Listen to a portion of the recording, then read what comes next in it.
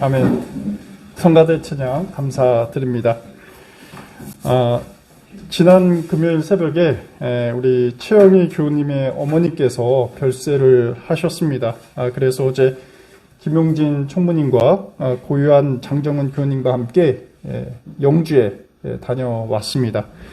주님의 위로하심과 은총이 최영희 교우님과 유가족 모두에게 함께하길 기원합니다. 아멘.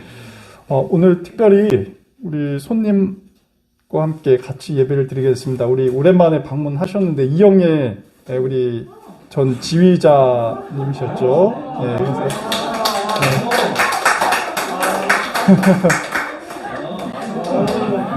못 알아봤습니다. 너무 이럴 때 더 잘할 거예요, 청소가. 이영일 선생님 저희 오랫동안 지휘해 주시고 또 출산도 하시고 결혼도 하셨는데 너무나 감사드리고 함께 이렇게 예배 드리게 돼서 정말로 기쁘게 생각을 합니다. 가정에도 주님의 축복이 늘 함께하길 기도하겠습니다. 자, 오늘은 어린이 청소년 주일입니다. 오는 5일이 목요일인데 어린이날 100주년이라고 합니다. 벌써 어린이날이 기념된 지 100주년을 맞고 있습니다. 그래서 오늘 예배 후에는 우리 교회학교 어린이들을 위해서 레크레이션과 몇 가지 행사를 진행할 예정입니다. 그래서 혹시 관심 있는 분들은 함께 참석해도 좋겠다 생각이 듭니다. 오늘은 어린이 주일을 맞이해서 어린이를 해방하라 라는 제목으로 말씀 나누겠습니다.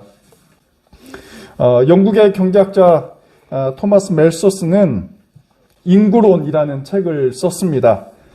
멜소스는 이 책에서 지구의 인류는 기하급수적으로 증가하지만 식량은 산술급수적으로 증가해서 이 과잉인류, 그 다음에 과잉인구와 식량 부족으로 해서 이 인류가 망할 것이다 이렇게 경고한 바 있죠. 하지만 이러한 멜소스의 걱정은 기우로 판명된 듯 합니다. 적어도 한국 사회에서는 말입니다. 지금 우리나라는 인구 과잉 문제가 아니라 저출생이라는 큰 문제가 우리의 큰 과제가 되고 있습니다. 지난해 우리나라 출산율이 0.81명이라고 합니다. 1970년 이후 최저치입니다. 통계청 자료를 보면 작년 태어난 아이는 26만 500명 정도 됩니다. 전년도에 비해서 4.3%가 줄었다고 합니다. 물론 출생아 수도 역대 최저입니다. 상황이 이렇다 보니 정부에서는 한때 대한민국 출산 지도라고 해서 가임기 여성 상황을 지역별로 수치화해서 발표했던 적도 있죠. 이에 대해서 일부 여성들이 출산 지도에 대해서 크게 반발했습니다. 그리고 분노했습니다. 여성을 출산 기계로 취급한다는 이 관료들에 대한 비판입니다. 그러면서 정부는 이 출산을 장려하기 위한 다양한 정책을 펴왔죠. 또 둘째 낳으면 애국자 이런 슬로건을 통해서 훨씬 더 이런 다자녀 출산을 고무시켜 왔습니다. 그러고 보니까 저도 사실 애국자 반열에 들어간 것 같고 특히 네 자녀를 두신 정대교님은 국가에서 훈장을 줘야 할 정도로 그런 큰 기여를 했다 볼 수 있습니다. 하지만 결과적으로 보면 이 정부의 다자녀 정책, 이 무색할인 만큼 실패했다고 보여집니다. 정부 기관에서 부부가 아이를 낳지 않는 원인이 과연 무엇일까 연구 조사를 했습니다. 우리가 일반적으로 유추할 수 있는 것처럼 주택 문제, 그 다음에 불안전한 직장 문제, 또 교육 문제 이런 이유가 지적되곤 합니다. 물론 전문가들에 의한 분석이 꼭 틀린 것만은 아닐 것입니다. 하지만 근본적인 원인이 무엇일까 우리가 좀 곰곰이 짚어볼 필요가 있죠. 그래서 시사저널이라는 언론에서 직접 20대를 만나서 설문조사를 했습니다. 도대체 출산을 왜 안 한 것인가, 그리고 결혼 문제도 같이 연결이 된 것이죠. 특히 저출산과 관련해서 자유롭게 이야기하는 장을 마련해 주었는데 여기서 속 이야기가 굉장히 잘 나왔습니다. 이렇게 답변을 했습니다. 안 낳아서 나라가 망한 것이 아니라 망할 세상이니까 애를 안 낳는 것이다. 그리고 헬조선에서 겪는 고통, 자식에게 대물림하기 싫다. 그리고 세 번째로 힘든 세상에서 태어나게 하는 것도 부모로서 죄 짓는 것이다. 라는 이러한 부정적인, 어찌 보면 현실 비판적인 내용이 나왔습니다. 결국 저출산 문제라는 것이 부동산 문제라든지 불안정한 직장 문제 다 결부된 것이긴 하지만 아이를 단순히 낳고 안 낳고의 문제를 넘어섰다 보여집니다. 우리 사회 전반이 갖고 있는 이러한 근원적인 문제를 어떻게 극복할 것인가, 이 문제가 결국 한국 사회의 지속 가능성과 연결이 된다 보여집니다. 제가 서두에 올해 어린이날 100년이라고 말씀드렸습니다. 1922년 5월 1일에 사실 오늘이 어린이날입니다. 5월 5일이 아니라 이 천도교 소년회에서 어린이날 행사를 기념해 매 행사를 진행해 왔습니다. 그런데 어린이날은 원래 아동 해방의 날이라고 했다고 합니다. 1923년에 조선소년운동협의회라는 단체가 결성되는데요. 이 단체에서 어린이날을 계승하면서 어린이 해방선언을 발표하게 됩니다. 세 가지 해방을 주장합니다. 세 가지. 첫째는 전통적인 윤리적 굴레로부터 어린아이를 해방시키자라는 것입니다. 그래서 어린아이들 억압하지 말고 인격적인 대우를 하자라는 것이고요. 둘째는 경제적 압박에서 해방하자라는 것입니다. 아이들에게 가해지는 어떤 형태의 빈곤, 이런 문제에 대해서 아이들 자유롭게 해방하자라는 것이고요. 세 번째 마지막은 어린아이들이 편히 배우고 즐길 수 있는 가정과 사회를 만들자라는 것입니다. 아직까지도 사실 100년이 지났지만 유효하고 우리 사회에 아주 중요한 과제라고 보여집니다. 여러분, 이 방정환 선생에 의해 시작된 이 어린이날이 100년을 맞는 오늘, 과연 한국의 어린이는 어떤 상황에 있을까요? 사회 제도와 어른들의 욕망에 의해서 그들은 어쩌면 자유로운 삶을 박탈당하고 있지 않은지 생각해 볼 필요가 있습니다. 또 학교라는 교육체제는 또 다른 감옥이 되어서 아이들의 삶을 짓누른 것은 아닌지 생각해 봅니다. 자식을 잘 키우려는 이 부모의 때로는 과잉된 욕심이 아이들의 삶을 자유롭게 하고 있지는 않은지, 또 세계개발도상국의 아이들이 현재 노동을 착취당하고 빈곤과 위험한 환경 속에서 노출되어 있는데 과연 우리는 이러한 현실을 어떻게 이해하고 대처할 수 있을지, 우리가 오늘 어린이날을 맞이하면서 우리가 아이들과 함께 축제도 즐겨야 하겠지만 동시에 사회에서 펼쳐지는 아이들의 이러한 문제들을 곰곰이 반성해 보아야 할 때라고 보여집니다. 오늘 아침 우리는 마가복음 9장을 묵상했습니다. 우리가 잘 본 것처럼 이 말을 하지 못하게 하는 귀신 들린 아이 이야기가 등장을 하고 있습니다. 그리고서 예수님께서 이 귀신에 들린 아이를 고쳐주시게 됩니다. 오늘 말씀은 단순히 초자연적인 기적 이야기만은 아닙니다. 본문은 무엇이 아이들을 말하지 못하게 하고 있는가? 라는 그러한 중요한 질문을 우리에게 묻고 있습니다. 엄격한 사회 문화적 감옥에 갇힌 아이들을 해방하시는 예수님의 행위를 우리가 엿볼 수가 있습니다. 오늘 이야기가 시작되는 배경은 이렇습니다. 제자들이 율법학자들과 논쟁을 하고 있었습니다. 한창 논쟁을 벌일 때 예수께서 관여하시죠. 근데 무리 중에 한 아버지가 자신의 아들을 예수님께 데리고 나옵니다. 그 아이는 말을 못하게 하는 귀신이 들려있다고 합니다. 굉장히 흥미로운 귀신입니다. 말을 하지 못하게 하는 귀신입니다. 그 증세가 제법 심각합니다. 이 아이를 귀신이 심하게 짓누르면 아이가 거품을 흘리고 또 이를 갈고 몸이 뻣뻣해지는 반응을 보입니다. 간질 증세와 유사한 것처럼 보입니다. 이 절실했던 아버지는 이미 제자들에게 귀신을 고쳐달라 했던 모양입니다. 하지만 실패했습니다. 그래서 예수께 다시 아들을 데리고 나오는 상황입니다.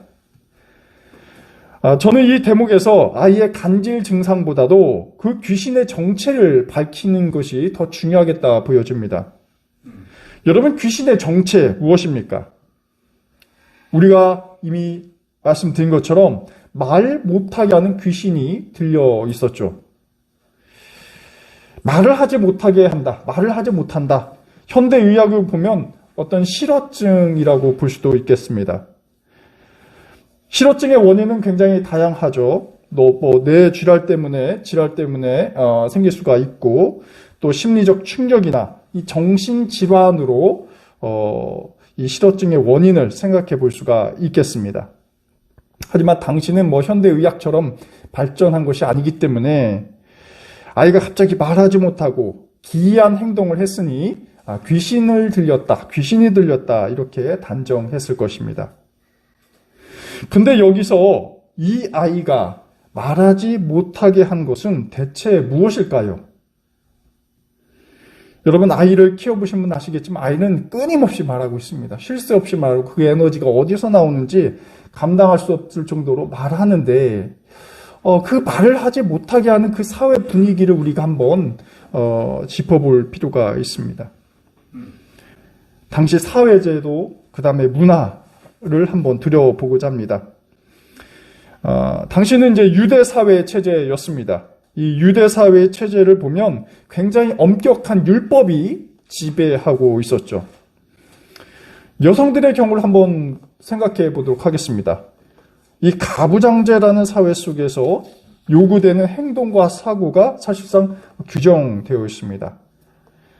성경 속에서는 여성들이 남성과 대화하는 것 엄격하게 금지되어 있죠. 또 옷에 대한 규정도 굉장히 엄격했습니다.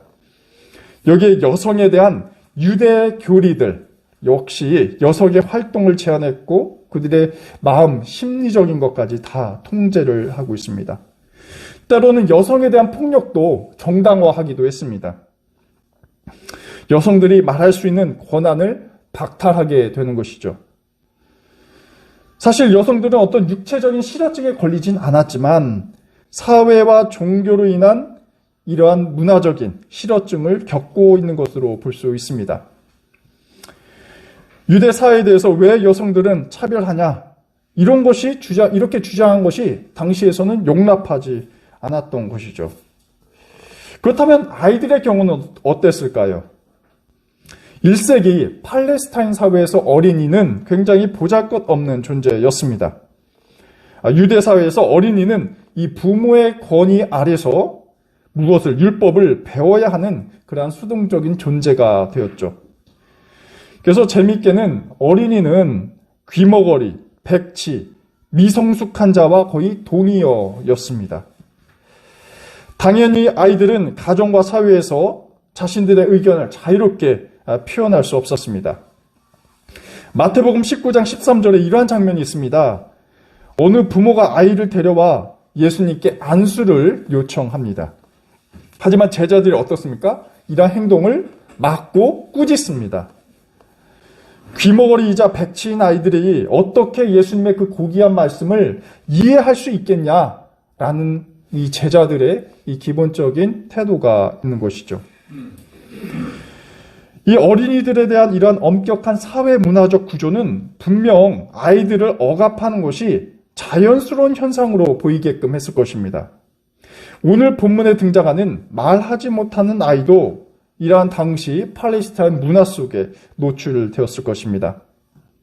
하지만 예수님께서는 이 아이를 치유해 주시고 또 귀신을 축출해 주시게 됩니다. 우리가 27절 보면 이러한 구절이 있죠. 벙어리와 기머거리가 되게 하는 귀신아, 내가 너에게 명한다. 그 아이에게서 나가라. 그리고 다시는 그에게 들어가지 말아라. 이 장면은 악한 귀신을 축출하는 행위입니다. 하지만 우리는 말을 하지 못하게 하는 당시 제도와 문화로부터 아이를 해방시키는 예수님의 행위를 함께 보게 됩니다. 예수님의 이 귀신 축출은 다름 아닌 어린이를 올가매고 있는 당시 구조에 대한 해방 선언이라고 하실 수 있겠습니다. 우리 사회는 어린이집에서부터 사실 인간 존엄이나 포용을 배우기보다 명문대학에 진입하기 위한 이러한 경쟁, 입시 경쟁에 굉장히 도취되어 있습니다. 개인의 창의성이 자유롭게 발현하지 못하고 일등주의라는 어떤 감옥에 갇힌 채 아이들이 불안하고 또 우울한 나날을 보내고 있습니다. 여기에 막대한 공부량 그리고 높은 학업 난이도는 아이들에게 적지 않은 부담을 주고 있습니다. 제가 종종 아이들 재원이 수학을 지도까지는 아니지만 검토를 하는데 3학년이 되니까 제가 못하겠더라고요. 수준이 굉장히 높아지는 것 같고 그래서 아이들이 어떻게 재원이가 이걸 풀까? 그리고 3학년뿐만 아니라 5학년, 6학년 앞으로 갈수록 계속 이 난이도가 높아질 텐데 과연 이런 학문들이 어떻게 우리 사회에 도움이 되고 유익이 되는지 아니면 어떤 경쟁과 분별을 위한 그러한 시험은 아닌지 생각을 해보고 있습니다. 여러분 아신 것처럼 우리나라 OECD 국가 중에 자살률이 최고라는 것을 이미 알고 계시죠. 그 가운데 10대에서 30대까지 사망 원인 1위가 자살이라고 합니다. 굉장히 많죠. 이 사실은 우리 사회가 얼마나 비극적인지 잘 말해주고 있습니다. 10대 아이들이 이미 죽음에 대해서 생을 포기하는 것에 대해서 생각한다는 그 자체만으로 이 사회가 정상적이진 않다라고 볼 수 있습니다. 이러한 고생 끝에 대학이라는 문턱을 넘었을지라도 우리는 또다시 취업과 이 보금자리를 얻지 못하는 고통의 연속을 겪게 됩니다. 당연히 이러한 부분은 출산도 맞게 되는 것이죠.